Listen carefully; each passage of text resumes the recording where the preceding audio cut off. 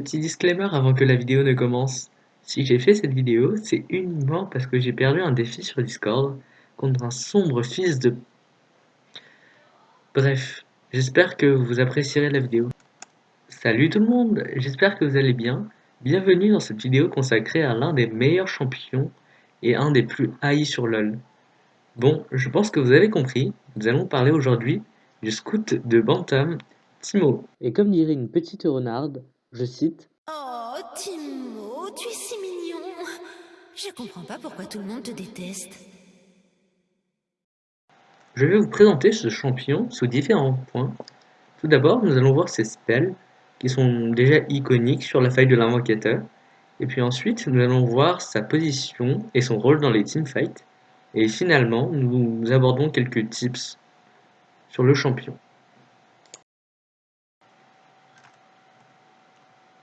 Nous nous retrouvons en partie personnalisée, où je vais pouvoir mettre des mannequins et pour vous montrer comment marchent les spells. Nous allons parler de ces spells. Tout d'abord, son passif Guérilla permet à Timo de devenir invisible si celui-ci est immobile et sans agir pendant un instant. Dans les herbes hautes, Timo peut activer et maintenir son invisibilité tout en se déplaçant. Quand il quitte son invisibilité, Timo profite de l'effet de surprise, c'est-à-dire que son attaque de vitesse est augmentée pendant 3 secondes. Ainsi, on peut le jouer comme un assassin ou faire des trappes dans la jungle.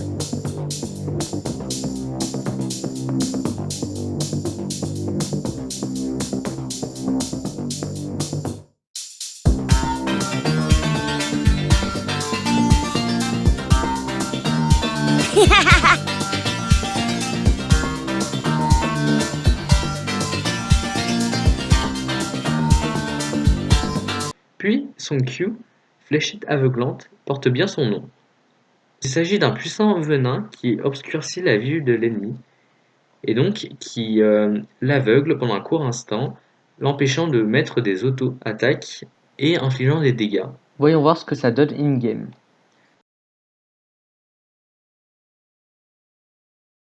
C'est très utile contre les corps à corps ou pour poke en lane. Ah oui, et j'avais oublié. Je sais que je vais beaucoup vous décevoir, mais sachez que le Q de Thibaut n'est pas un skill shot. C'est une compétence ciblée. Donc, ouais, je sais que ça vous fait un grand choc d'apprendre que Timo n'est pas ce qu'il est. Vous pouvez m'insulter dans les commentaires.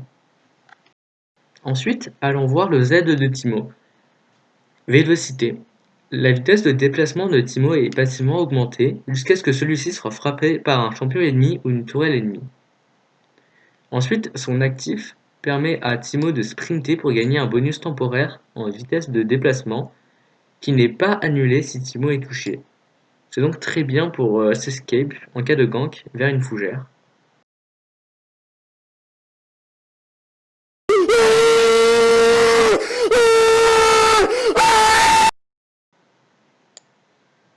Ensuite, son E est une compétence passive, c'est-à-dire qu'il n'y a pas besoin de presse E, qui fait que toutes les auto-attaques de Timo empoisonnent la cible et infligent des dégâts à l'impact et puis chaque seconde sur 4 secondes. Et ensuite, le meilleur pour la fin, son ult, piège nocif. Timo pose des champignons qui deviennent invisibles après un court instant. Si un ennemi marche sur le piège, un nuage empoisonné s'en échappe, qui ralentit les ennemis et leur inflige des dégâts sur la durée. Les champignons lancés sur d'autres champignons rebondissent et ainsi ont une plus grande portée. C'est clairement la meilleure compétence. Quelle joie quand tu vois quelqu'un marcher sur le champignon.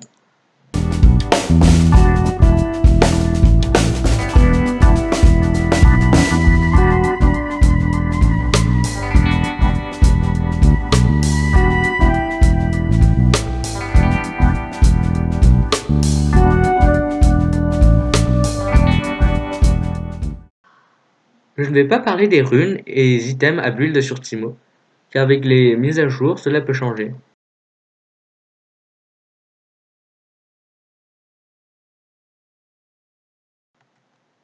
Maintenant, abordons comment jouer en lane.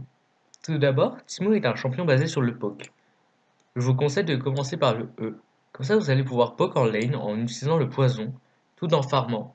Avec un peu de chance, vous pourrez avoir la creep avec le poison. Donc, vous pouvez farmer tranquillement tout en poquant votre adversaire de temps à autre, et laissez-le perdre sa vie avec le poison.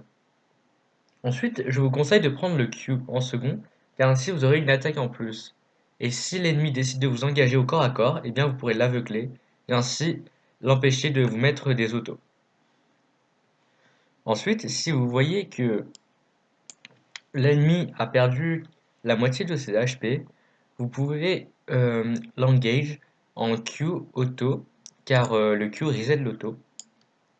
Donc faire plus de dégâts. Et si finalement vous voyez que le champion d'en face n'a plus beaucoup de vie, vous pourrez lâcher votre meilleur Flash Q Auto Ignite, et avec le poison, ça le tuera. Et n'oubliez pas que si vous avez une maîtrise, n'hésitez surtout pas à le spam sur le cadavre de votre ennemi.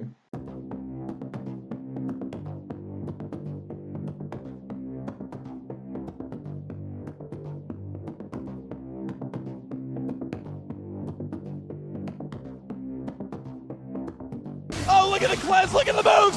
Faker, what was that?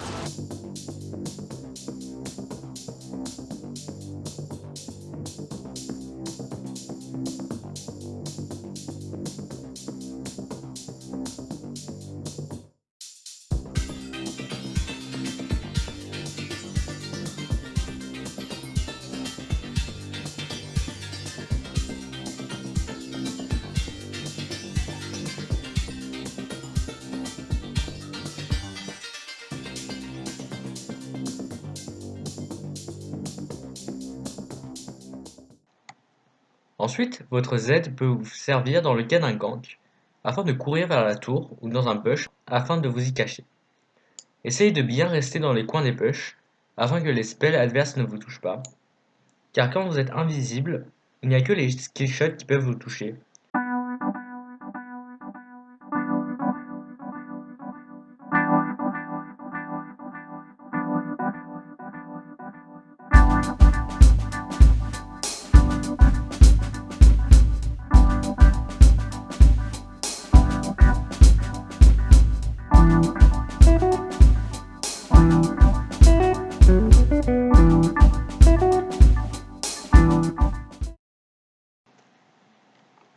Ensuite, à partir de votre level 6, vous pouvez poser des champignons partout sur la map. Je vous conseille d'en poser surtout dans les intersections où le jungler ou autres adversaires ont beaucoup de chances d'y passer. Ainsi, lors d'un gank, si le jungler adverse se prend votre champignon, il sera ralenti et vous pourrez vous escape plus rapidement avec votre Z. Voici une carte des principaux endroits où mettre les champignons. Comme vous pouvez le voir, c'est principalement dans les intersections et les grands chemins. En teamfight, vous devez vous placer en backlane comme un ADC. Essayez de focus sur le carry adverse tout en faisant attention à vos points de vie. Vous pouvez notamment aveugler l'ADC adverse afin qu'il évite d'attaquer, et vous pouvez poser des champignons notamment en utilisant le rebond et faire beaucoup de dégâts de zone. Maintenant, abordons les tips. Le passif de Timo est idéal pour tendre une embuscade, dans la jungle ou sur la lane. Si vous êtes fed ou devant votre ennemi, eh bien vous pouvez devenir invisible sur la lane. Comme ça, il ne se doutera pas que vous êtes ici. En plus, avec le bonus d'attaque, vous pourrez le tuer plus facilement. Faites très attention quand même à bien utiliser le Z et le Q, car le Q est une des seules compétences qui aveugle l'ennemi et qui peut aussi aveugler Lee Sin.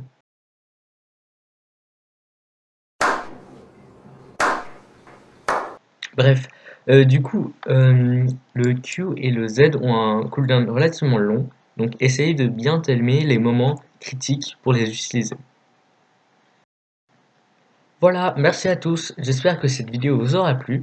Si c'est le cas, n'hésitez pas à la liker et la partager. Et peut-être que je ferai une autre vidéo sur un autre champion. Dans ce cas, vous saurez que j'ai encore perdu un défi contre une personne très détestable. En conclusion, je ne dirai qu'une seule chose. La taille ne fait pas tout.